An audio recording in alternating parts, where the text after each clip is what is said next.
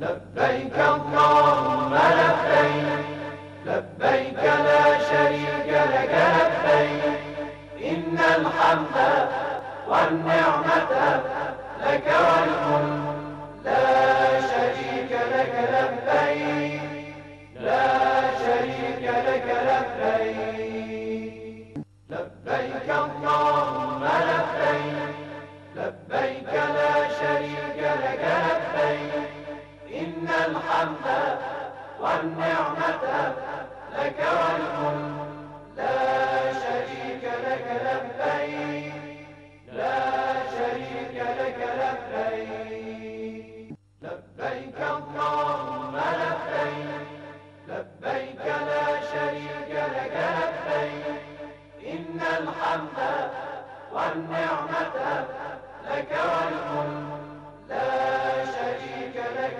لبيك لا شريك لك لبيك لبيك اللهم لبيك لبيك لا شريك لك لبيك إن الحمد والنعمة لك والملك لا شريك لك لبيك لا شريك لك لبيك لبيك اللهم لبيك لبيك لا شريك لك لبيك إن الحمد والنعمة لك والملك لا شريك لك لبيك.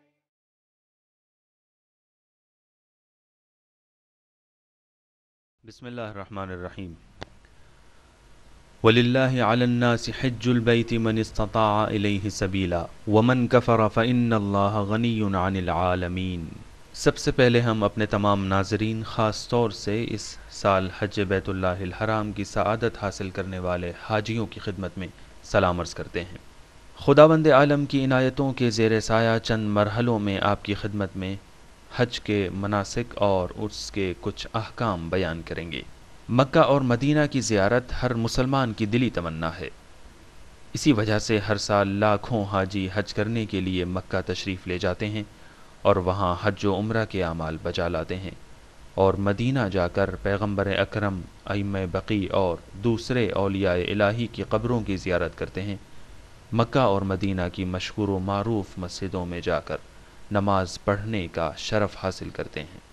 اس سفر سے پہلے عام طور پر ہر حاجی کے ذہن میں یہ سوال پیدا ہوتا ہے اور اس کو یہ فکر لاحق رہتی ہے کہ اس سفر کی تیاری کس طرح کی جائے اور اس کے لیے ہمیں کیا کرنا ہوگا۔ سب سے پہلے ہم اس مقام پر خداوند عالم کی امداد کے سہارے سفر کی تیاری کے بارے میں کچھ باتیں عرض کر رہے ہیں۔ ایک شرعی مسئلہ یہ کہ حج کس پر واجب ہے یا مستطیع کسے کہا جاتا ہے۔ جو لوگ مستطیع ہو جائیں ان پر حج واجب ہو جاتا ہے۔ اس استطاعت یعنی مستطیع ہونے کی 3 شرطیں ہیں۔ ایک، جسمانی لحاظ سے صحیح اور سالم ہو، دوسرے یہ کہ مالی قدرت رکھتا ہو، اور تیسرے راستہ کھلا ہوا ہو۔ جو لوگ جسمانی اعتبار سے حج کرنے کی طاقت نہ رکھتے ہوں، جیسے کہ ممکن ہے کوئی شخص اس وقت مالدار ہوا ہو کہ جب وہ مریض ہو، یا اتنا بوڑھا ہو چکا ہو کہ مکہ نہ جا سکتا ہو، تو اس پر حج واجب نہیں ہے۔ اسی طرح ممکن ہے کہ کچھ لوگ جسمانی اعتبار سے بالکل تندرست ہوں، لیکن ان کے پاس اتنا مال اور سرمایہ نہ ہو کہ وہ اس سفر کے اخراجات برداشت کر سکیں، تو ایسے لوگوں کے اوپر بھی حج واجب نہیں ہے۔ اس سلسلے میں علماء نے یہ فرمایا ہے کہ جس شخص کے پاس مکہ جانے آنے اور وہاں کے تمام اعمال بجا لانے کا خرچ موجود ہو، اس طرح کے عام طور سے جو دوسرے ضروریات زندگی ہیں، جیسے وہ اپنی بیوی اور بچوں کا خرچ چلا سکے اور اس سفر سے اس کے ذریعہ معاش یعنی نوکری یا کاروبار پر کوئی اثر نہ پڑے، ایسے انسان کے اندر مالی قدرت پائی جاتی ہے، یعنی وہ مالی اعتبار سے حج کرنے کی صلاحیت اور استطاعت رکھتا ہے، لہٰذا اس کے اوپر حج واجب ہے۔ تیسری شرط یہ کہ راستہ کھلا ہوا ہو، یعنی ممکن ہے کسی کے پاس مال ہو، صحت مند اور تندرست بھی ہو، مگر اسے وہاں جانے سے روک دیا جائے یا اس کی جان کو خطرہ لاحق ہو۔ ممکن ہے کہ کوئی جسمانی اور مالی استطاعت رکھتا ہو، راستہ بھی کھلا ہوا ہو، لیکن یہ ایسے وقت میں مستطیع ہوا ہے، مثلا حج سے کچھ ہی دن پہلے اسے مال ملا ہو یا کوئی میراث ملی ہو، لیکن اس کے پاس اتنا وقت نہیں ہے کہ پاسپورٹ اور ویزے کا انتظام کر کے مکے چلا جائے، ایسے شخص کے اوپر فی الحال حج واجب نہیں ہے۔ اگر اگلے سال یا اس کے بعد یہ سب شرطیں اس کے اندر ایک ساتھ پائی گئیں تو اس پر بھی حج واجب ہو جائے گا۔ لبيك اللهم لبيك لبيك لا شريك لك لبيك إن الحمد والنعمة لك والملك لا شريك لك لبيك لا شريك لك لبيك لبيك اللهم لبيك لبيك لا شريك لك لبيك إن الحمد والنعمة لك والملك لا شريك لك لبيك لا شريك لك لبيك لبيك اللهم لبيك لبيك لا شريك لك لبيك إن الحمد والنعمة لك والملك لا شريك لك لبيك لا شريك لك لبيك لبيك اللهم لبيك لبيك لا شريك لك لبيك إن الحمد والنعمة لك والملك لا شريك لك لبيك لا شريك لك۔ اب جو لوگ حج کے لیے جانا چاہتے ہیں ان کے سامنے عام طور سے یہ سوال پیدا ہوتا ہے کہ اس سفر کی تیاری کس طرح کی جائے اور اس سفر سے پہلے کون کون سے اچھے کام کیے جائیں۔ اس جگہ ہم آپ کی خدمت میں یہ عرض کیے دیتے ہیں کہ اس سفر کی ایک سب سے اہم اور بنیادی ضرورت یہ ہے کہ ہر حاجی حج کے تمام اعمال اور اس کے اسرار اور وہاں پر موجود مختلف مقامات سے اچھی طرح واقف ہو۔ اگرچہ حج کے بارے میں جو باتیں جاننا ضروری ہیں وہ بہت زیادہ ہیں، لیکن انشاءاللہ ہم اس پروگرام کے اندر ان میں سے کچھ بنیادی باتیں بیان کریں گے، جیسے کہ حج میں کیا کرنا چاہیے، کیا نہیں کرنا چاہیے، یا حج میں کیا واجب ہے اور کیا حرام ہے۔ ہم انہی باتوں کو بیان کرنا چاہتے ہیں اور انہی کو بیان کرنے کی کوشش کریں گے، اور خداوند عالم کی عنایتوں کے زیر سایہ مدینہ منورہ، میقات، مکہ، عرفات، مشعر یعنی مزدلفہ اور منی میں جہاں تک ہمارے لیے ممکن ہوگا ہم آپ کے سامنے حج کے احکام اور مناسک حج بیان کریں گے۔ البتہ بہتر ہے کہ دوسری چیزوں کے بارے میں بھی آپ کچھ معلومات ضرور رکھیں اور کتابوں کا مطالعہ کریں۔ خاص طور سے حج کے اسرار و معارف تو ایک وسیع و عریض سمندر کے مانند ہیں، اور حج کے اسرار و معارف واقعاً بہت زیادہ ہیں، اور ان کے جاننے سے انسان کو ان اعمال کے پہچاننے اور ان کے بلند و بالا معانی و مفاہیم کو سمجھنے میں مدد ملتی ہے۔ تیسری اہم چیز یہ کہ مکہ اور مدینہ کی تاریخ کا جاننا بھی ضروری ہے، اور ان مقامات یا مقدس جگہوں کی تاریخ کا جاننا جو ان مقدس شہروں میں موجود ہیں، کیونکہ آپ حضرات بہت سارے مقامات کی زیارت کے لیے بھی تشریف لے جائیں گے۔ ان تینوں موضوعات کے بارے میں کتابیں بھی موجود ہیں اور کیسٹیں بھی۔ جو لوگ مطالعہ کرنے کے عادی ہیں وہ کتاب کا مطالعہ کر سکتے ہیں، اور جن لوگوں کے پاس فرصت نہیں ہے یا وہ مطالعہ نہیں کر سکتے ہیں تو وہ کیسٹ سے مدد لے سکتے ہیں۔ البتہ سفر سے پہلے مطالعے کے علاوہ جن باتوں کا خیال رکھنا بے حد ضروری ہے ان میں سے کچھ باتیں میں آپ کی خدمت میں ابھی عرض کیے دیتا ہوں۔ سب سے پہلی بات یہ کہ ان تمام اعمال کو خلوص نیت کے ساتھ انجام دیا جائے۔ عمرہ اور حج خدا کی عبادتیں ہیں، لہٰذا ان کو قربتاً الی اللہ یعنی صرف اور صرف اللہ کے لیے انجام دینا چاہیے۔ ان اعمال کی اصلی اور بنیادی شرط خلوص ہی ہے۔ ایک روایت میں امام صادق علیہ الصلوۃ والسلام ارشاد فرماتے ہیں، من حج للہ فثوابہ علی اللہ الجنہ ومن حج للناس فثوابہ علی الناس۔ جو شخص ان کاموں کو خداوند عالم کے لیے انجام دیتا ہے تو خداوند عالم اس کے بدلے اسے جنت عطا کرے گا، اور جو شخص غیر خدا کے لیے لوگوں کو دکھانے کے لیے انجام دے تو خدا سے وہ کوئی مطالبہ نہیں کر سکتا اور اس کی جزا لوگوں کے ذمے ہے۔ مختصر یہ کہ نیت میں خلوص ایک اصلی اور بنیادی شرط ہے۔ دوسری بات یہ کہ اس سفر میں حلال مال خرچ کیا جائے۔ ایک روایت میں آیا ہے جو شخص اس سفر کے لیے تیار ہو اور اس کے سامان میں تھوڑا سا بھی حرام مال ہو تو اللہ اس کا حج قبول نہیں کرے گا۔ حدیث قدسی میں آیا ہے کہ خداوند عالم نے فرمایا جو شخص حلال مال اور پاک اور صاف نیت کے ساتھ نیت صادقہ اور نفقہ طیبہ کے ساتھ ان اعمال کو انجام دے گا، میں جنت میں اسے انبیاء، شہداء اور صالحین کے پاس جگہ عنایت کروں گا۔ لہٰذا یہ بہت ہی اہم اعمال ہیں، لیکن صرف ان کی جزا اسی کے لیے ہے جو واقعاً اللہ کے لیے اور قربتاً الی اللہ ان اعمال کو انجام دیتا ہے۔ ایک اور بات یہ کہ اپنے اعزاء و اقرباء سے رخصت ہو کر آئے اور ان سے معافی اور تلافی کر لے۔ تاریخ میں ایک واقعہ ملتا ہے کہ جناب علی ابن یقطین امام موسیٰ کاظم علیہ السلام کی اجازت بلکہ آپ کی طرف سے ہارون کے دربار میں وزیر تھے۔ یہ حج کے لیے گئے تو انہوں نے مدینے پہنچ کر امام موسیٰ کاظم علیہ السلام کی خدمت میں حاضری دینا چاہی، لیکن انہیں ملاقات کی اجازت نہیں دی گئی۔ انہوں نے اس کا سبب پوچھا تو امام نے فرمایا چونکہ تم نے ہمارے ایک چاہنے والے کو اپنے پاس نہیں آنے دیا تھا اور تمہارے اس عمل سے اسے تکلیف پہنچی ہے، لہٰذا ہم تمہیں ملاقات کی اجازت نہیں دے سکتے اور تمہارا حج قبول نہیں ہے۔ چنانچہ وہ اسی وقت مدینے سے کوفہ واپس گئے اور جو مومن ان سے ناراض تھا اس سے معافی مانگ کر اسے راضی کیا اور پھر حج کرنے کے لیے مکہ گئے۔ ایک اور کام جو بہتر ہے کہ آپ انجام دیں وہ یہ کہ اس سفر پر جانے سے پہلے وصیت ضرور کریں، یعنی اگر کوئی مال سے متعلق یا مال کے علاوہ کوئی دوسرا حق ہے تو اس کے بارے میں وصیت ضرور کریں اور اس پر توجہ رکھیں، اور ذہن میں یہ خیال نہ پیدا ہو کہ جب ہم کہتے ہیں وصیت تو یعنی مرنے کے لیے تیار ہو جائیں، نہیں، بلکہ موت کو یاد رکھیں، اور یہ سفر واقعاً ایک بہترین بہانہ ہے کہ آپ اپنی عبادتوں یا عبادتوں کے علاوہ اموال وغیرہ کے بارے میں جو وصیت کرنا ہو کر دیں۔ حج اس کا بہترین موقع ہے۔ ایک اور اہم بات جو حاجی کے لیے ضروری ہے وہ یہ کہ اس کی نماز صحیح ہونا چاہیے، کیونکہ ان اعمال کے دوران ہمیں 3 اہم نمازیں بھی پڑھنا ہوں گی، ایک نماز طواف عمرہ، دوسرے نماز طواف حج اور تیسرے نماز طواف نساء۔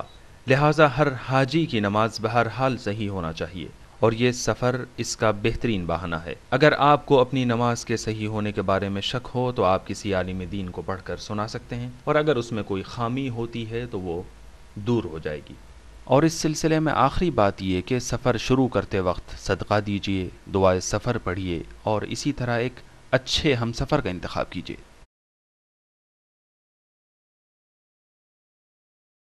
اس وقت ہم مدینہ منورہ میں ہیں اور پیغمبر اکرم کے روضے اور جنت البقیع کے پاس سے آپ تمام ناظرین کی خدمت میں سلام عرض کر رہے ہیں۔ خدا سے دعا ہے کہ آپ تمام حضرات کو بھی ان مقدس مقامات کی زیارت نصیب ہو۔ آپ تمام حاجی حضرات جو اس سفر کے لیے تیار ہیں وہ چند دن پیغمبر اکرم کے اس شہر میں رہیں گے۔ یہ وہ شہر ہے جو ہجرت، جہاد، شوق شہادت اور مودت کا شہر ہے۔ اس شہر میں اگرچہ آپ کو حج کا کوئی عمل انجام نہیں دینا ہے، مگر پھر بھی آپ آغاز اسلام اور پیغمبر اکرم اور ان کے باوفا اصحاب کی تاریخ سے واقف ہوں گے، کیونکہ ہمارے رسول کا مدینہ اور آپ کا شہر وہ مجسم تصویر ہے جس میں ہمیں قدم قدم پر صدر اسلام کی بہترین جھلکیاں نمایاں انداز میں دکھائی دیتی ہیں۔ ان لوگوں کا کیا کہنا کہ جو اس پر اچھی طرح نظر کریں، اچھی طرح غور و فکر سے کام لیں اور اس حسین اور زندگی ساز تاریخ سے جینے کا سلیقہ سیکھیں، اور ان کامل انسانوں اور روئے زمین پر خداوند عالم کے خلفاء سے اپنی پوری عمر کے لیے بہترین سبق حاصل کریں انشاءاللہ۔ لبيك اللهم لبيك لبيك لا شريك لك لبيك إن الحمد والنعمة لك والملك لا شريك لك لبيك لا شريك لك لبيك لبيك اللهم لبيك لبيك لا شريك لك لبيك إن الحمد والنعمة لك والملك لا شريك لك لبيك لا شريك لك لبيك لبيك اللهم لبيك لبيك لا شريك لك لبيك إن الحمد والنعمة لك والملك لا شريك لك. ان دنوں میں یعنی جب تک مدینے میں رہیں گے آپ مسجد النبی میں نماز پڑھیں. یہ وہ مسجد ہے جو اسلام میں مسجد الحرام کے بعد سب سے زیادہ عظمت رکھتی ہے، اور ایک روایت کے مطابق اس مسجد میں جو نماز پڑھی جائے اس کا ثواب 10,000 رکعتوں کے برابر ہے. اسی طرح آپ دوسری مسجدوں میں بھی نماز پڑھیں گے، جیسے مسجد قباء جو مدینے کے جنوب میں واقع ہے. اسلام میں سب سے پہلے یہی مسجد بنائی گئی. روایت میں ہے کہ من تطہر فی بیتہ ثم اتی قباء وصلی فی مسجدہ کان لعمرہ.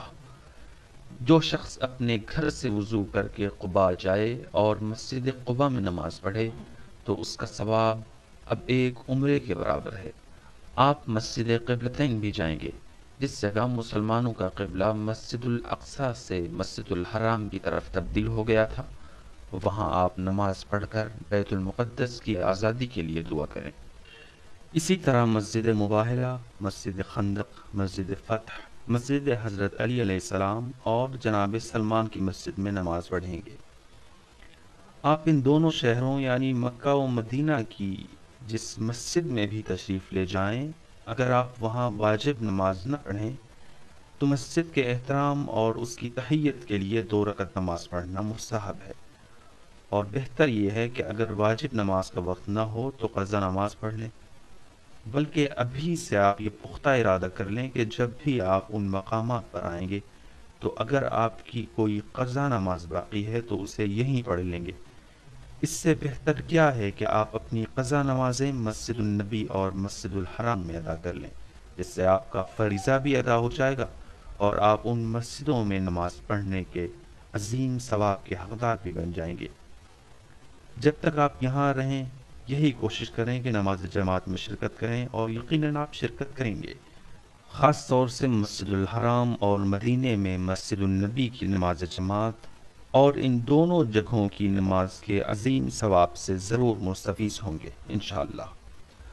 آپ اپنا ٹائم ٹیبل اس طرح بنائیں کہ جب تک مدینہ منورہ یا مکہ معظمہ میں رہیں نماز کے اوقات میں کوئی دوسرا کام نہ کریں، بازار میں نہ رہیں، دوسرے کاموں میں مشغول نہ ہوں. نماز کے اوقات پر خاص توجہ رکھیں. عام طور سے نماز کے اوقات سب کو معلوم ہے. نماز کے وقت کچھ دیر پہلے ہی نماز جماعت میں شریک ہونے کے لیے تیار ہو جائیں. یہاں نماز جماعت کس طرح پڑھی جائے یہ آپ کے کاروان میں موجود عالم دین آپ حضرات کو اچھی طرح سمجھا دیں گے اور آپ اس پر توجہ رکھیں گے. کوئی خاص وقت نہیں ہے. جب تک آپ مدینہ منورہ میں رہیں گے ان مقامات پر نماز پڑھنے کے علاوہ بعض مقدس مقامات کی زیارت بھی آپ کو نصیب ہوگی، جیسے پیغمبر اکرم کی قبر مطہر کی زیارت کہ خداوند عالم نے آپ کو اس کی توفیق دی ہے، اور یقیناً یہ ایک بڑی سعادت ہے جو آپ کو حاصل ہوئی ہے. لبيك اللهم لبيك لبيك لا شريك لك لبيك إن الحمد والنعمة لك والملك لا شريك لك لبيك لا شريك لك لبيك لبيك اللهم لبيك لبيك لا شريك لك لبيك إن الحمد والنعمة لك والملك لا شريك لك لبيك لا شريك لك لبيك ہوئی ہے. جنت البقیع کا دروازہ زائرین کے لیے مختلف اوقات میں کھولا جاتا ہے، وہ بھی صرف مردوں کے لیے. ایک نماز صبح کے بعد اور دوسرے نماز عصر کے بعد تقریباً 1-2 گھنٹے دروازہ کھلا رہتا ہے، جس میں آپ حضرات قبرستان کے اندر جا کر زیارت کر سکتے ہیں. عورتوں کو قبرستان کے اندر نہیں جانے دیا جاتا ہے، لہذا وہ اس کے لیے اصرار بھی نہ کریں، بلکہ وہ دوسرے اوقات میں قبرستان کے پاس بیٹھ کر زیارت کر سکتی ہیں. مسجد النبی اور پیغمبر اکرم کی قبر مطہر کے پاس روضۃ النبی کے لیے عورتوں کو 2 وقتوں میں اجازت دی جاتی ہے، ایک نماز صبح کے بعد اور اسی طرح نماز ظہر کے بعد۔ اگر خواتین اپنا ٹائم ٹیبل اس طرح بنائیں کہ ان دونوں وقتوں میں پیغمبر اکرم کی قبر کی زیارت کر سکیں تو یہ نہایت ہی مناسب ہے۔ یہ چند دن جن میں آپ مدینہ منورہ یا مکہ معظمہ میں ہیں، ان میں ایسی باتوں سے حتی الامکان پرہیز کریں جن سے شیعوں کی بدنامی ہوتی ہے اور ان کی وجہ سے مخالفین شیعوں کو برا بھلا کہتے ہیں، جیسے قبرستان کی جالیوں یا دوسری جگہوں پر ڈوری باندھنا، یا اسی طرح عریضہ لکھ کر قبروں پر ڈالنا، قبروں کی مٹی اٹھانا، قبرستان بقیع کے پاس یا اس کے اندر نماز پڑھنا۔ زیارت کی نماز بھی مسجد النبی کے اندر پڑھیے تاکہ مسجد النبی کے ثواب کے حقدار بن سکیں۔ نماز کے اوقات میں مسجد سے باہر نہ نکلیں، اور اسی طرح جس وقت تمام مسلمان نماز پڑھنے کے لیے مسجد کی طرف جا رہے ہوں تو آپ ان کی مخالف سمت میں ہرگز نہ چلیں اور ہوٹل واپس نہ جائیں۔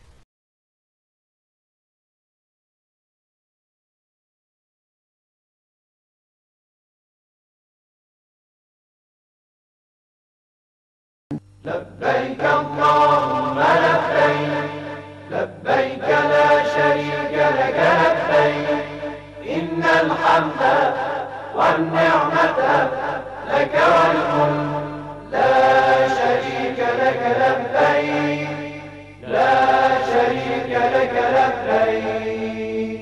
منقول ہے کہ پیغمبر اکرم کے 10,000 اصحاب اور تابعین قبرستان بقیع میں دفن۔ پیغمبر کے روضے سے یہ کچھ بھی دور نہیں ہے۔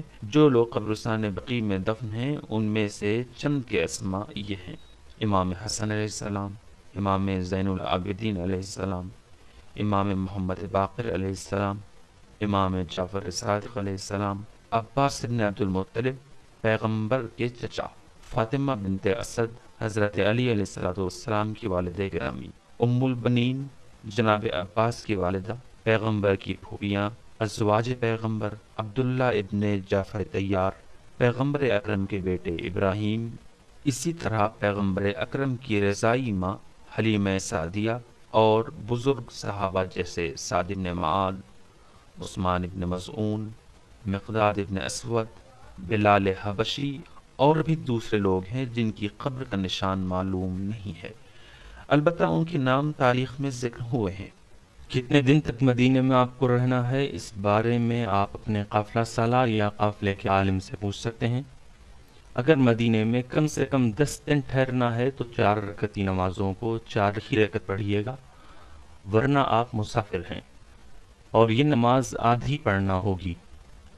اگرچہ بعض مراجع تقلید کے فتوے کے مطابق پورا مدینہ شہر، اور بعض مشہور مراجع تقلید کے فتوے کے مطابق مسجد النبی میں آپ 4 رکعتی نمازوں کو پوری یعنی 4 رکعت بھی پڑھ سکتے ہیں۔ لبيك اللهم لبيك لبيك لا شريك لك لبيك إن الحمد والنعمة لك والملك لا شريك لك لبيك لا شريك لك لبيك۔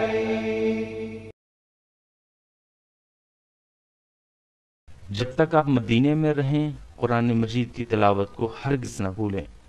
آپ مسجد النبی میں ہوں یا اپنے ہوٹل میں، آپ کو کوئی کام نہ ہو تو تلاوت قرآن میں مشغول رہیں اور قرآن مجید کی حرمت کا خاص خیال رکھیں۔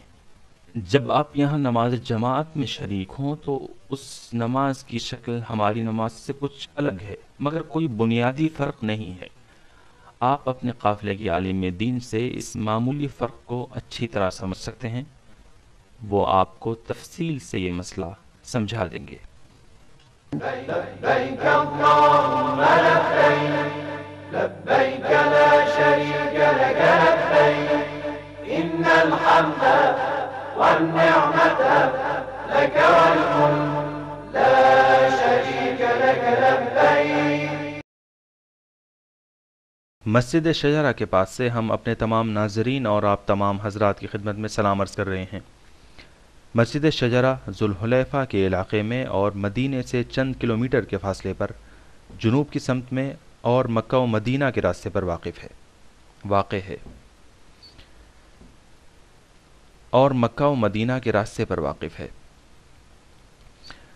جو حجاج کرام اس راستے سے مکہ جانا چاہتے ہیں، یہ جگہ ان کے لیے میقات ہے، انہیں یہاں سے احرام باندھنا ہے۔ پیغمبر نے کچھ دوسری جگہ بھی احرام باندھنے کے لیے معین فرمائی تھیں، اور میقات انہی جگہوں کو کہا جاتا ہے، یعنی جو جگہیں احرام باندھنے کے لیے معین کی گئی ہیں، جیسے جحفہ، یلملم، قرن المنازل اور وادی عقیق۔ جو لوگ پہلے مدینے آتے ہیں اور یہاں عبادت و زیارت سے مشرف ہوتے ہیں اور یہاں چند دن رہنے کے بعد مکے کی طرف روانہ ہو جاتے ہیں، راستے ہی میں وہ مسجد شجرہ آتے ہیں، اسی جگہ عمرے کا احرام باندھتے ہیں اور مکے کے لیے روانہ ہو جاتے ہیں تاکہ وہاں بقیہ اعمال انجام دے سکیں۔ اور جو لوگ مدینہ بعد میں ہیں، یعنی پہلے مکہ جاتے ہیں اور حج کرنے کے بعد زیارت کے لیے مدینہ آتے ہیں، وہ پہلے جحفہ چلے جاتے ہیں اور جحفے میں محرم ہوتے ہیں اور مکے کے لیے روانہ ہو جاتے ہیں تاکہ وہاں بقیہ اعمال انجام دے سکیں۔ ہم نے عرض کیا ہے کہ مسجد شجرہ ذوالحلیفہ کے علاقے میں ہے۔ ذوالحلیفہ حلفہ سے بنا ہے۔ حلفہ باس یا اس گھاس کو کہا جاتا ہے جو پانی میں اگتی ہے، کیونکہ یہ علاقہ وادی عتیق کے پاس ایک زرخیز علاقہ ہے اور اس وادی میں اکثر جگہوں پر عام طور سے تقریباً سال بھر پانی بھرا رہتا ہے، جس کی وجہ سے وہاں اس قسم کی گھاس اگاتی ہے۔ اس کا دوسرا نام ابیار علی، حضرت علی علیہ السلام کے کنویں ہے، کیونکہ مورخین کے مطابق حضرت علی علیہ السلام نے اپنے مبارک ہاتھوں سے جو کنویں کھودے تھے ان میں سے بعض اسی علاقے میں تھے۔ شجرہ درخت اور پیڑ کو کہا جاتا ہے۔ پیغمبر اکرم جب حج کے لیے مکہ تشریف لے جا رہے تھے تو آپ نے یہاں ایک پیڑ کے نیچے احرام باندھا تھا۔ آپ کے احرام باندھنے کی جگہ، آپ نے احرام باندھنے کے لیے جو جگہ معین فرمائی تھی، اسی کی بنا پر یہاں ایک مسجد بنا دی گئی اور اس کا نام مسجد شجرہ رکھ دیا گیا۔ کچھ سال پہلے اس مسجد کی تعمیر نو کے ساتھ ساتھ اس کی توسیع بھی کر دی گئی ہے، جیسا کہ آپ اس کی تصویر میں ملاحظہ فرما رہے ہیں۔ جب حاجی حضرات یہاں آتے ہیں تو بعض لوگ تو مدینے سے ہی احرام کے کپڑے پہن کر نکلتے ہیں اور یہاں آ جاتے ہیں، کیونکہ احرام کے لیے لبیک کہنا اور اس کی نیت کرنا مسجد شجرہ کے اندر ہی ضروری ہے۔ بعض لوگ یہاں آنے کے بعد احرام کے کپڑے پہنتے ہیں، جو بھی آپ کے لیے مناسب اور آسان ہو۔ اگرچہ پہلے سے ہی اگر احرام کے کپڑے پہن کر چلیں اور یہاں مسجد کے اندر جا کر احرام کی نیت کر کے لبیک کہیں، شاید یہی طریقہ آسان ہے اور اس میں کوئی حرج بھی نہیں ہے۔ لبيك اللهم لبيك لبيك لا شريك لك لبيك إن الحمد والنعمة لك والملك لا شريك لك لبيك لا شريك لك لبيك۔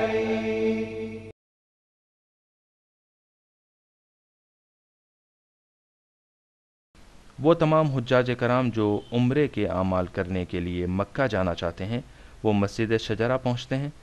بعض حضرات احرام کا لباس پہنے ہوئے اور بعض یہاں آ کر احرام کے کپڑے پہنتے ہیں، پھر مسجد شجرہ کے اندر جاتے ہیں اور عمرہ تمتع کے احرام کی نیت سے لبیک کہتے ہیں، اس طرح سے: لبیک اللہم لبیک لبیک لا شریک لک لبیک ان الحمد والنعمت لک والملک لا شریک لک لبیک۔ ان فقروں کی تکرار کرتے ہیں۔ اس طرح عمرے کے احرام کی نیت کر کے اور لبیک کہنے کے بعد وہ محرم ہو جاتے ہیں اور یہاں عمرہ تمتع کے اعمال شروع ہو جاتے ہیں۔ پھر وہ بقیہ اعمال کرنے کے لیے مکہ جاتے ہیں، یعنی طواف، نماز، صفا و مروہ کے درمیان سعی اور تقصیر۔ ہم بھی کچھ دیر بعد احرام کا لباس پہن کر مسجد کے اندر جائیں گے تاکہ انشاءاللہ عمرہ تمتع کے احرام کی نیت کر کے لبیک کہہ سکیں اور بقیہ اعمال انجام دینے کے لیے مکہ جائیں۔ لبيك اللهم لبيك لبيك لا شريك لك لبيك إن الحمد والنعمة لك والملك لا شريك لك لبيك لا شريك لك۔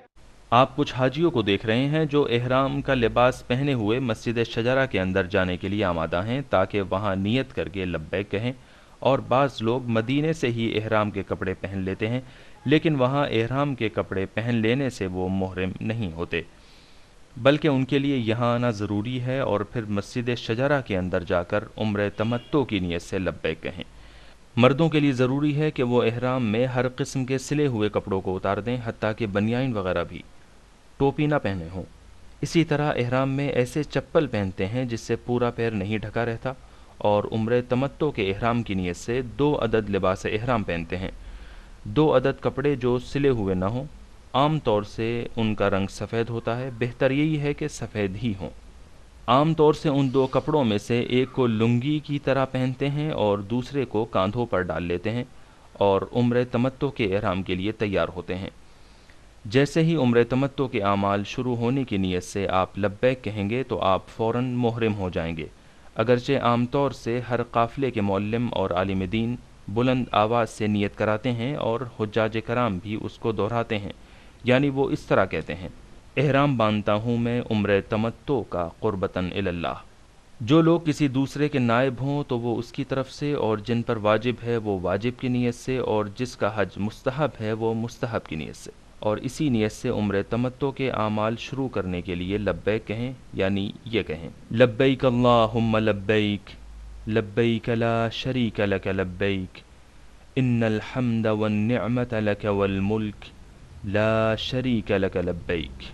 لبيك اللهم لبيك، لبيك لا شريك لك لبيك، إن الحمد والنعمة لك والملك لا شريك لك لبيك، لا شريك لك لبيك۔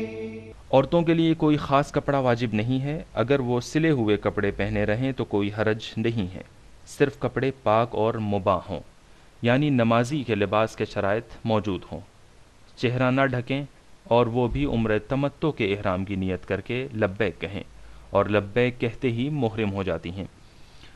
عمرے کے اعمال شروع ہو چکے ہیں، جو کام حرام ہیں ان سے بچنا ضروری ہے، اور یہ ارادہ کر کے کہ بقیہ اعمال کو بھی بجا لائیں گے اور احرام میں جو چیزیں حرام ہیں انہیں ترک کریں گے، مکے کے لیے روانہ ہوتے ہیں۔ عمرہ تمتع کے بقیہ اعمال یعنی طواف، نماز طواف، صفا و مروہ کے درمیان سعی اور تقصیر، جب تک تقصیر نہ کر لیں اسی طرح محرم رہیں گے۔ تقصیر کرنے کے بعد عمرے کے اعمال تمام ہو جاتے ہیں، اور اس کے بعد آپ احرام کے کپڑے اتار سکتے ہیں اور عام کپڑے پہن سکتے ہیں۔ اب ہم بھی مکے کے لیے روانہ ہوتے ہیں، اور طواف وغیرہ کے علاوہ دوسرے تمام مسائل انشاءاللہ ہم مکہ پہنچ کر آپ کی خدمت میں بیان کریں گے۔ لبيك اللهم لبيك، لبيك لا شريك لك لبيك، إن الحمد والنعمة لك والملك لا شريك لك لبيك، لا شريك لك لبيك، لبيك اللهم لبيك، لبيك لا شريك لك لبيك، إن الحمد والنعمة لك والملك۔ عمرہ تمتع کے اعمال احرام باندھنے سے ہی شروع ہو جاتے ہیں۔ جب ہم محرم ہوتے ہیں تو ہمارے لیے کچھ چیزیں حرام ہو جاتی ہیں، اور جب تک عمرہ تمتع ختم نہ ہو جائے یعنی تقصیر نہ کر لیں ان چیزوں سے پرہیز کرنا واجب ہے۔ ان کاموں میں سے بعض کام تو عام حالات میں بھی حرام ہیں، البتہ کچھ چیزیں مباح ہیں اور بعض تو مستحب بھی ہیں۔ حالت احرام میں ان سے پرہیز کا راز یہ ہے کہ ہمیں احرام کی حالت میں یہ مشق ہو جائے کہ ہم پوری زندگی گناہوں سے بچ سکیں، یعنی جو شخص احرام کے دوران چاہے وہ حج کا احرام ہو یا عمرے کا احرام ہو ان کاموں سے بچا رہے جو پہلے بھی حرام تھے اور یہاں بھی حرام ہیں اور اب ان کا گناہ اور زیادہ ہو گیا ہے، یا جو کام پہلے حرام نہیں تھے اور اب حرام ہو گئے ہیں، ان سب سے اپنے کو بچائے رکھے اور آئندہ بھی ان سے بچنے کی کوشش کرے تو وہ پوری زندگی گناہوں سے بچ سکتا ہے۔ جو کام حالت احرام میں حرام ہیں وہ 3 طرح کے ہیں، کچھ محرم مردوں کے لیے بھی حرام ہیں اور محرم عورتوں کے لیے بھی ہیں، لیکن کچھ چیزیں صرف مردوں کے لیے حالت احرام میں حرام ہیں اور تیسرے صرف محرم عورتوں کے لیے۔ اب پہلے وہ محرمات جو مشترک ہیں، یعنی مردوں کے لیے بھی اور عورتوں کے لیے بھی حالت احرام میں حرام ہیں۔ ان کی تعداد یوں تو کچھ زیادہ ہے، لیکن ہم صرف ان کی طرف اشارہ کریں گے جو آپ کے سامنے پیش آ سکتے ہیں اور ان سے عام طور سے ہمیں سروکار رہتا ہے۔ ان کی وضاحت آپ مناسک حج کی کتابوں میں ملاحظہ کر سکتے ہیں، یا قافلے کے معلمین حضرات آپ کو بتائیں گے۔ بہت سے تو ایسے ہیں جو پیش آتے ہی نہیں ہیں، لیکن جن کے بارے میں یہ احتمال ہے کہ یہ پیش آ سکتے ہیں۔ ان میں سے ایک عطریات اور خوشبودار چیزیں ہیں۔ مثلا ممکن ہے آپ خوشبودار صابن استعمال کر لیں، اس سے پرہیز کرنا لازمی ہے۔ جن کپڑوں میں عطر لگا ہے اور ان سے عطر کی خوشبو آ رہی ہے انہیں نہ پہنیں، عطر نہ لگائیں، خوشبودار ٹوتھ پیسٹ اور منجن استعمال نہ کریں۔ اسی طرح آپ خوشبودار شیمپو استعمال نہیں کر سکتے۔ یہ پہلا کام ہے جس کا آپ کو سامنا کرنا پڑ سکتا ہے۔ دوسرے یہ کہ حالت احرام میں آئینہ دیکھنا۔ ممکن ہے کہ بس کے اندر یا جب آپ مکے میں ہوٹل کے اندر جائیں گے تو گیلری یا باتھ روم کے اندر آئینہ لگا ہو۔ توجہ یہ رکھیں کہ اگر محرمات احرام کو بھولے سے انجام دے دیں تو کوئی حرج نہیں ہے، یعنی آپ متوجہ نہیں تھے اور اچانک آئینے پر آپ کی نگاہ پڑ گئی، فوراً ہی آپ اپنا چہرہ دوسری طرف موڑ لیں اور پھر اس کی طرف نہ دیکھیں تو کوئی حرج نہیں ہے۔ اس کے علاوہ وہ چیزیں جو حالت احرام میں حرام ہیں، وہ بدن سے بال الگ کرنا، چاہے وہ بال کاٹے جائیں یا اکھاڑے جائیں، سر کے بال ہوں یا چہرے کے یا بدن کے دوسرے حصوں کے، کوئی بھی بال اکھاڑا یا کاٹا نہیں جا سکتا۔ لیکن اگر وضو کرتے ہوئے یا غسل کرتے ہوئے، مثلا مسجد الحرام میں طواف کرنے کے لیے آپ غسل کرنا چاہتے ہیں، اس میں اگر کوئی بال اکھڑ جائے تو کوئی حرج نہیں ہے۔ حالت احرام میں ناخون کاٹنا بھی حرام ہے، چاہے قینچی سے ناخون کاٹے جائیں یا نیل کٹر سے۔ خداوند عالم کی قسم نہ کھائیں، واللہ باللہ خدا کی قسم، اور اس طرح کے دوسرے جملوں کو زبان پر نہ لائیں۔ اسی طرح حالت احرام میں فسوق بھی حرام ہے، یعنی جھوٹ بولنا یا ایک دوسرے پر فخر و مباحات کرنا۔ فخر و مباحات کا مطلب یہ ہے کہ انسان دوسروں پر فخر و مباحات کرے۔ یہ جو لوگوں کے درمیان مشہور ہو گیا ہے کہ دوسروں کو کوئی حکم بھی نہیں دیا جا سکتا، یہ غلط ہے۔ اگر فخر و مباحات کے لیے حکم نہ دیا جائے تو کوئی حرج نہیں ہے۔ جیسے کوئی دسترخوان پر اپنے ساتھیوں سے یہ کہے، ایک گلاس پانی دے دو یا نمکدان دے دو، اس میں کوئی حرج نہیں ہے۔ بدن پر تیل لگانا یا کریم وغیرہ لگانا یہ بھی احرام کی حالت میں حرام ہے۔ احرام کی حالت میں شوہر اور بیوی ایک دوسرے پر حرام ہیں، یعنی شہوت کی نظر سے دیکھنا اور ہر قسم کی لذتیں ان کے لیے حرام ہیں۔ تقریباً مثال کے طور پر یہ کہا جا سکتا ہے کہ دونوں بھائی بہن کی طرح ہیں۔ ایسا نہیں ہے بالکل نامحرم اور اجنبی مرد اور عورت کی طرح ہوں، نہیں، بس اتنا ہی جتنا ہم نے عرض کیا ہے۔ شہوت کی نیت سے دیکھنا، شہوت کی نیت سے ایک دوسرے کو چھونا، تمام جنسی لذتیں حرام ہیں۔ یہ چند محرمات ہیں جو مردوں پر بھی اور عورتوں پر بھی حالت احرام میں حرام ہے۔ اس کے علاوہ حرم کے پیڑ یا گھاس کو اکھاڑنا، وہ گھاس جو خود بخود اگ جاتی ہے، اس کا اکھاڑنا، توڑنا، کاٹنا، پھاڑنا، یہ سب حرام ہے۔ یہ عام طور سے پیش نہیں آتا۔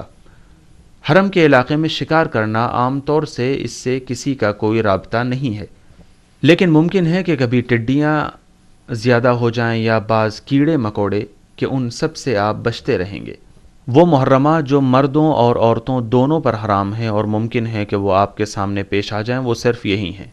لبيك اللهم لبيك لبيك لا شريك لك لبيك إن الحمد والنعمة لك والملك لا شريك لك لبيك لا شريك لك لبيك لبيك اللهم لبيك لبيك لا شريك لك لبيك إن الحمد والنعمة لك والملك لا شريك لك لبيك لا شريك لك لبيك لبيك اللهم لبيك لبيك لا شريك لك لبيك إن الحمد والنعمة لك والملك لا شريك لك۔ لیکن وہ کام جو صرف مردوں پر حرام ہیں، ان میں سے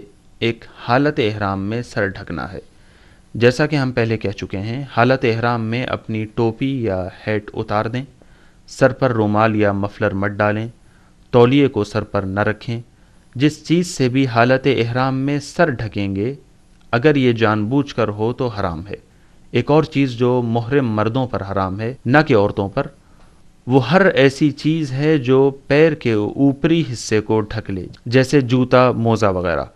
یہ نقطہ بھی ہم آپ کو بتاتے چلیں، جو چیزیں پیروں کو ڈھک لیتی ہیں انہیں پہننا منع ہے، لیکن سر ڈھکنا چاہے جیسے بھی ہو حرام ہے۔ لہٰذا اگر سر کے اوپر تولیہ ڈال لیا جائے تو حالت احرام میں یہ بھی حرام ہے۔ سر پر کمبل ڈال لیں، یہ بھی حرام ہے۔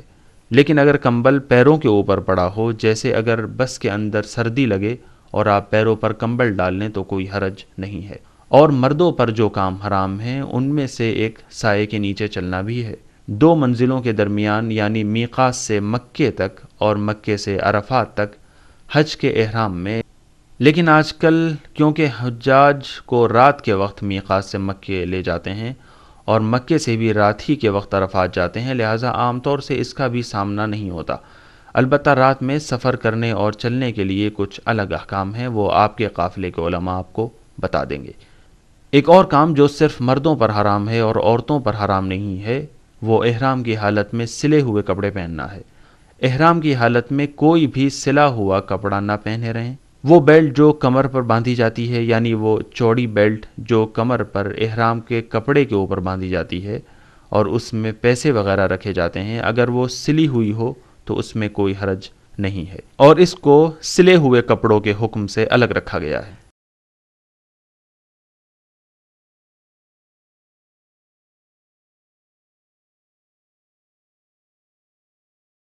لبيك اللهم لبيك لبيك لا شريك لك لبيك إن الحمد والنعمة لك والملك لا شريك لك لبيك لا شريك لك لبيك لبيك اللهم لبيك لبيك لا شريك لك لبيك إن الحمد والنعمة لك والملك لا شريك لك لبيك لا شريك لك لبيك لبيك اللهم لبيك لبيك لا شريك لك لبيك إن الحمد والنعمة لك والملك لا شريك لك لبيك۔ لیکن جو چیزیں صرف عورتوں پر حرام ہیں ان میں سے ایک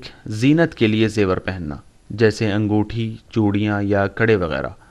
اگرچہ جو چیزیں وہ پہلے سے پہنے ہوئے ہوتی ہیں انہیں اتارنا ضروری نہیں ہے، جیسے کوئی کڑا یا انگوٹھی پہنے ہو، اس کے علاوہ حالت احرام میں زینت کے لیے کوئی چیز نہ پہنے۔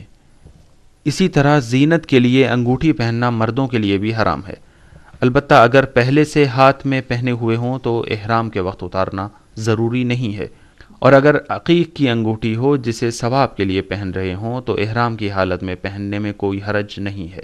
عورتوں پر ایک اور چیز جو حالت احرام میں حرام ہے وہ چہرے کو ڈھکنا ہے، لہٰذا جتنا چہرہ وضو میں دھویا جاتا ہے اتنا حصہ کھلا رہنا چاہیے، اسے نہ ڈھکیں، اور یہ توجہ رکھیں کہ مثلاً اگر بس کے اندر یہاں سے مکے تک جائیں تو چہرے پر چادر نہ ڈالیں۔ اسی طرح طواف کرتے ہوئے، خاص طور سے نماز طواف میں، کیونکہ عام طور سے عورتوں کی عادت ہوتی ہے کہ وہ نماز پڑھتے ہوئے گھونگھٹ نکال لیتی ہیں۔ حالت احرام میں نماز طواف میں گھونگھٹ نہ نکالیں اور چہرہ نہ ڈھکیں، البتہ اگر نامحرموں سے چھپانا چاہتی ہیں تو تھوڑے فاصلے سے چلیں۔ کبھی کبھی کچھ عورتیں سر کے اوپر ایک ہیڈ جیسی چیز باندھ لیتی ہیں اور اس کے اوپر سے مقنا یا چادر لٹکا لیتی ہیں۔ بہرحال حالت احرام میں عورتوں کا چہرہ کھلا رہنا چاہیے۔ یہ ان چیزوں کا خلاصہ ہے جو احرام کی حالت میں حرام ہیں، عمرے کے احرام میں بھی اور حج کے احرام میں بھی۔ اب آئندہ انشاءاللہ حج کے مسائل بیان کیے جائیں گے اور ان کو نہیں دہرایا جائے گا۔ یہی چیزیں حج کے احرام میں بھی حرام ہیں۔ عمرہ تمتع میں جب تک آپ تقصیر نہ کر لیں، یعنی عمرہ تمتع کا آخری عمل پورا نہ کر لیں، یہ کام آپ کے لیے حرام ہے۔ جب آپ تقصیر کر لیں گے تو جو کچھ احرام کی وجہ سے آپ کے اوپر حرام ہوا تھا وہ سب حلال ہو جائے گا، لیکن جو کام پہلے سے حرام تھے جیسے گالی دینا، جھوٹ بولنا، جھوٹی قسم کھانا، وہ اسی طرح حرام رہیں گے۔ لیکن جو چیزیں پہلے حلال تھیں اور صرف احرام کی وجہ سے حرام ہوئی تھیں وہ تقصیر کے بعد حلال ہو جائیں گی۔ احرام کے محرمات سے متعلق مسائل کی تفصیل آپ مناسک حج کی کتابوں میں دیکھ سکتے ہیں، یا اس طرح قافلے کے ساتھ موجود علماء کرام سے بھی دریافت کر سکتے ہیں۔ لبيك اللهم لبيك لبيك لا شريك لك لبيك إن الحمد والنعمة لك والملك لا شريك لك لبيك لا شريك لك لبيك لبيك اللهم لبيك لبيك لا شريك لك لبيك إن الحمد والنعمة لك والملك لا شريك لك لبيك۔ خانہ کعبہ کے پاس اور مسجد الحرام کے اندر سے آپ تمام ناظرین کی خدمت میں سلام عرض کرتے ہیں۔ ہم میقات سے محرم ہو کر یہاں مسجد الحرام آئے ہیں عمرہ تمتع کے بقیہ اعمال انجام دینے کے لیے، یعنی کعبے کا طواف، نماز طواف، صفا و مروہ کے درمیان سعی۔ آپ بھی جب کسی میقات جیسے جوفہ یا مسجد شجرہ سے محرم ہوتے ہیں تو مستحب ہے کہ راستے میں مسلسل لبیک کہتے رہیں، یہاں تک کہ مکے کے اتنے نزدیک پہنچ جائیں کہ مکے کے گھر دکھائی دینے لگیں تو پھر لبیک نہ کہیں اور لبیک کہنا بند کر دیں۔ حرم کے حدود میں داخل ہوتے وقت ایک دعا پڑھنا مستحب ہے اگر آپ کے پاس اس کا موقع ہو تو، اور اسی طرح پھر شہر میں داخل ہوتے وقت بھی، اگرچہ آج کل تنعیم کی طرف سے کہ آپ بھی اسی سمت سے مکے میں داخل ہوں گے، شہر مکہ حرم کی حدود سے باہر تک پھیل چکا ہے۔ تنعیم حرم کی ایک حد ہے، اس سے آپ مکے شہر میں داخل ہوں گے۔ کسی مناسب وقت پر مسجد الحرام تشریف لائیں۔ عمرہ تمتع کا طواف کرنے کے لیے مسجد میں آنے سے پہلے چند باتوں کی طرف دھیان رکھیں۔ غسل کرنا مستحب ہے۔ احرام کا غسل یہ دوسرے غسلوں کی طرح ہے، لیکن مسجد الحرام میں جانے اور طواف کرنے کے لیے مستحب غسل کی نیت سے، اور آپ وضو بھی کریں گے تاکہ طواف، نماز طواف اور اعمال کے درمیان باوضو رہیں۔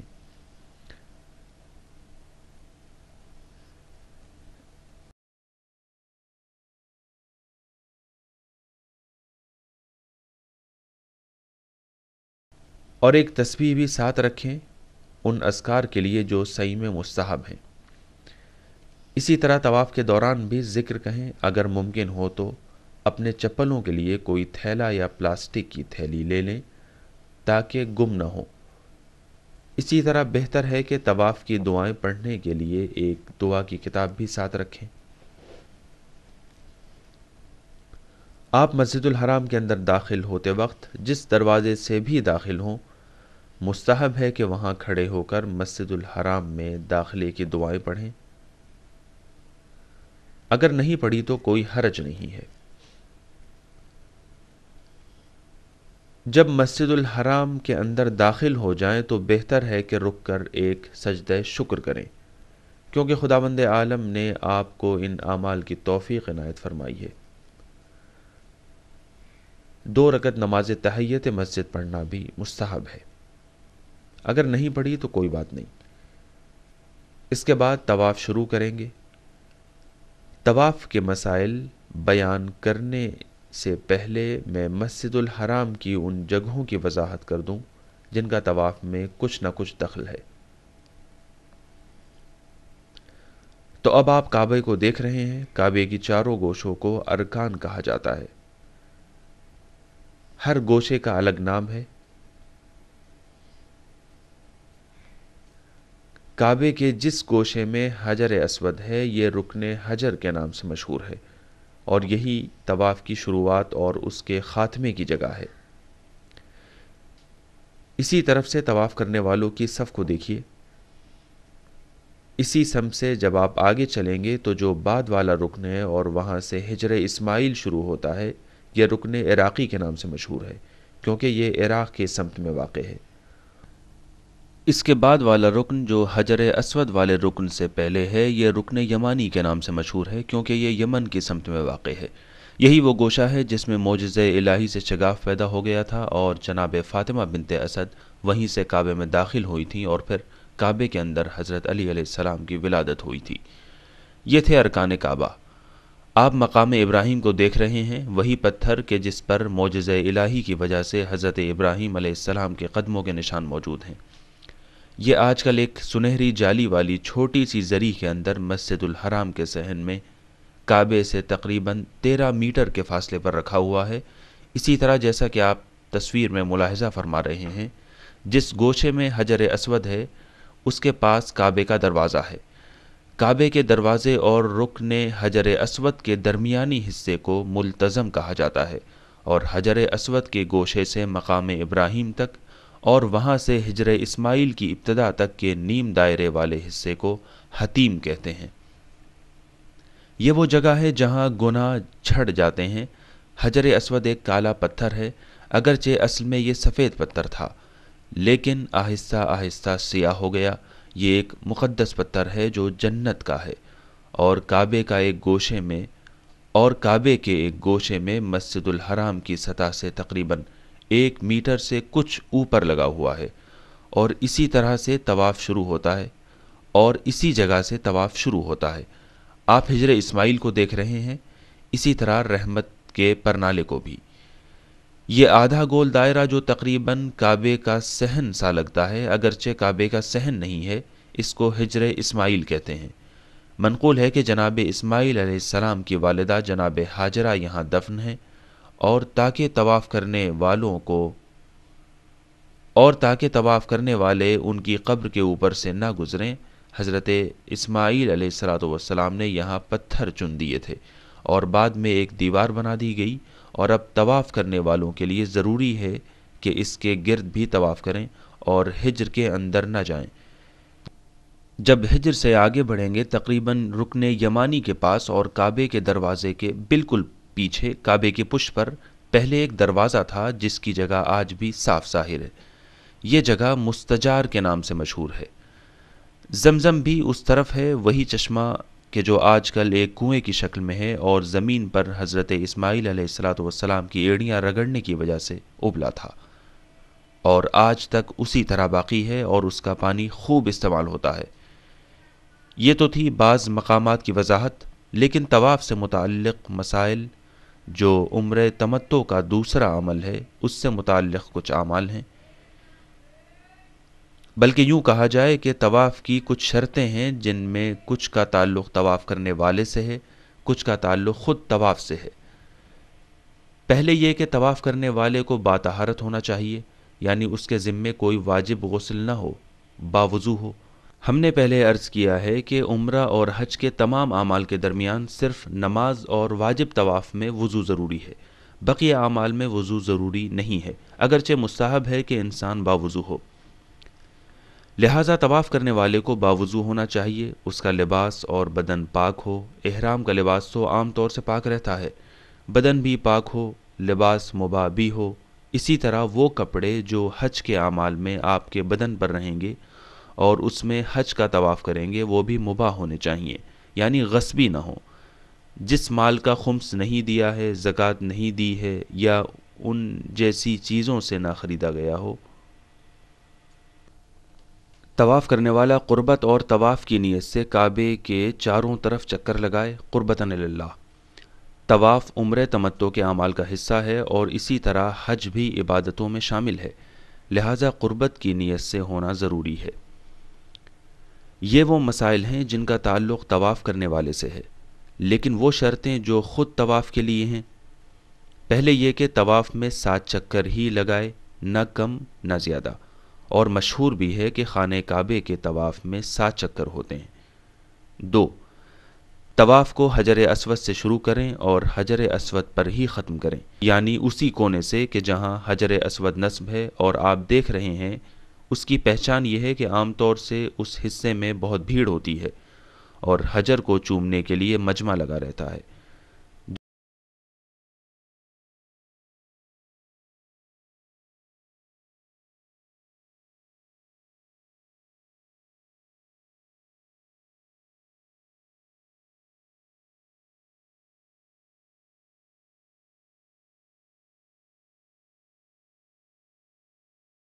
رات کے وقت حجر اسود کے سامنے، جیسا کہ آپ تصویر میں ملاحظہ فرما رہے ہیں، ابھی بھی آپ کو دکھاتا ہوں، مسجد الحرام کی دیوار پر ایک ہرے رنگ کی ٹیوب لائٹ لگی ہے تاکہ طواف کرنے والوں کو وہ سمت معلوم ہو سکے جس میں حجر اسود نصب ہے۔ طواف اسی نقطے سے شروع ہونا چاہیے اور اسی نقطے پر ختم ہونا چاہیے۔ اور یہیں یہ بھی عرض کر دوں کہ ہم جو یہ کہتے ہیں کہ طواف اسی نقطے سے شروع ہونا چاہیے، یعنی حجر اسود کے سامنے سے، تو یہ کوئی ضروری نہیں ہے کہ آپ اسی جگہ سے طواف کرنے والوں کے درمیان داخل ہوں۔ جب آپ تشریف لائیں تو کسی بھی جگہ سے طواف کرنے والوں کے درمیان داخل ہو سکتے ہیں اور طواف کی نیت کیے بغیر آہستہ آہستہ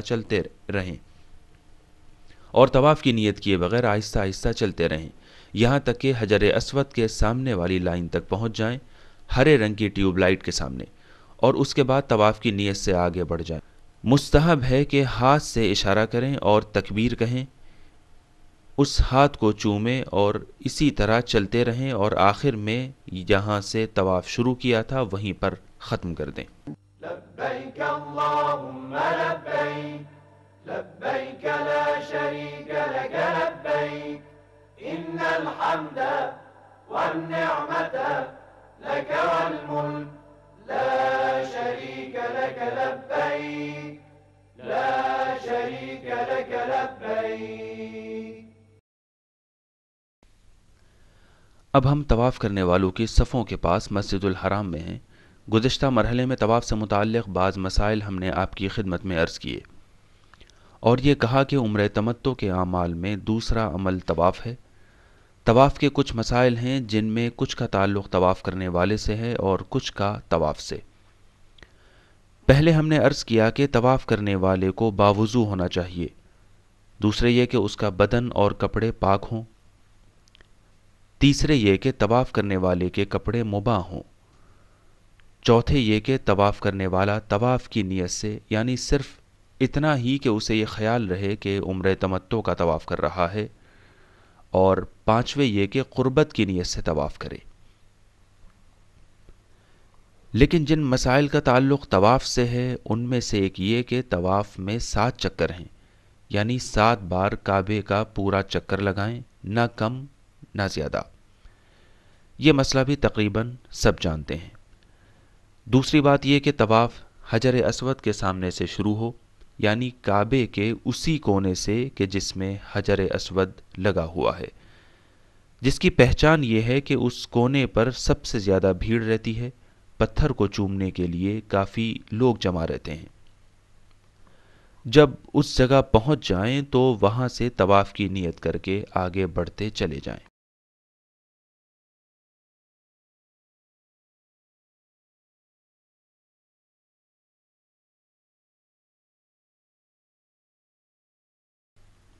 ایک اور پہچان یہ کہ رات کے وقت مسجد الحرام کی دیوار پر ہرے رنگ کی ایک ٹیوب لائٹ حجر اسود کے بالکل سامنے جلتی رہتی ہے اور صاف دکھائی دیتی ہے۔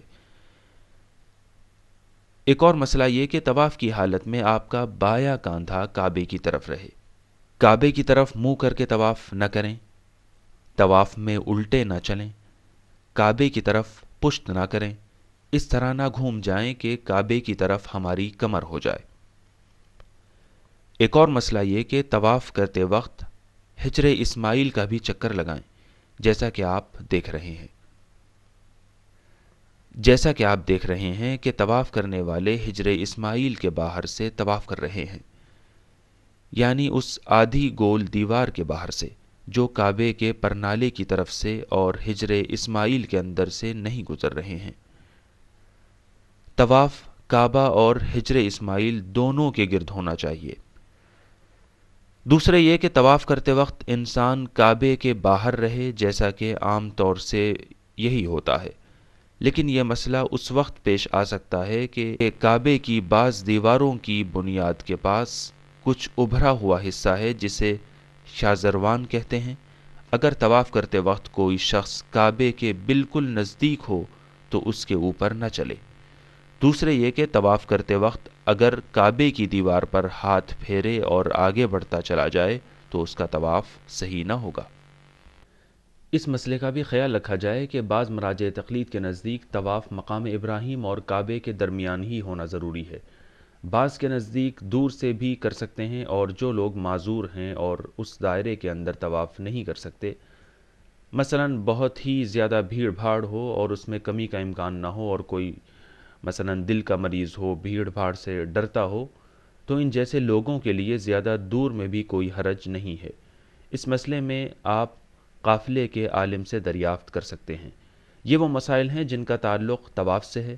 ایک مسئلے کے بارے میں ہماری خاص تاکید یہ ہے کہ طواف کرتے وقت حجر اسود یا کعبے اور کعبے کے پردے کو چومنے کی کوشش نہ کریں۔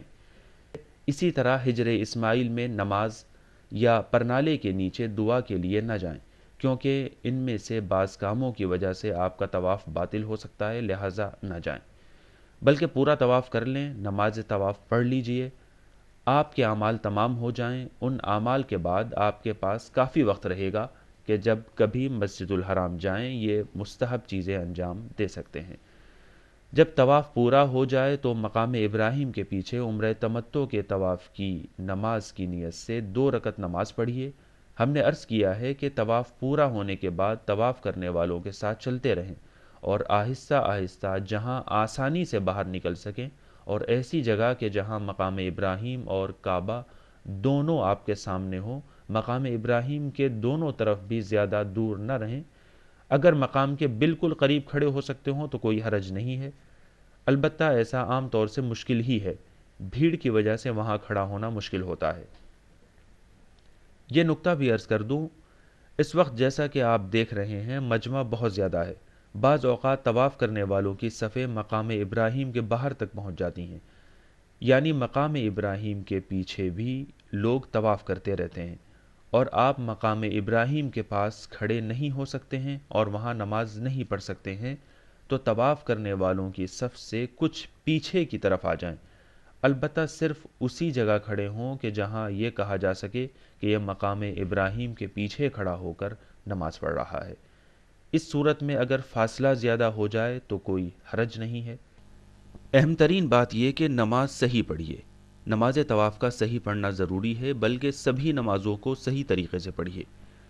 یہی عرض کر دوں کہ ابھی سے کوشش کیجیے کہ اپنی نمازوں کو صحیح طریقے سے پڑھیے۔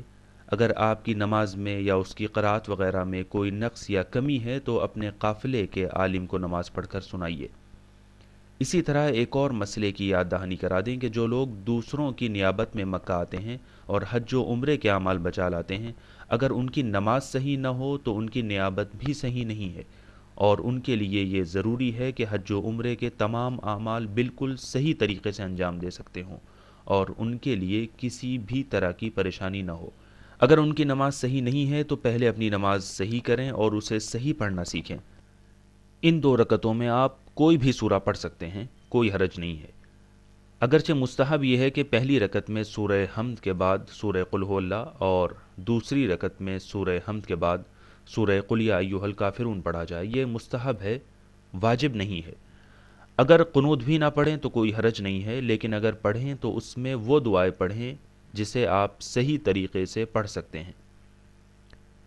جب ہماری نماز طواف ختم ہو جائے گی تو پھر ہم صفا اور مروہ کی سعی کے لیے نکلیں گے۔ لبيك اللهم لبيك لبيك لا شريك لك لبيك إن الحمد والنعمة لك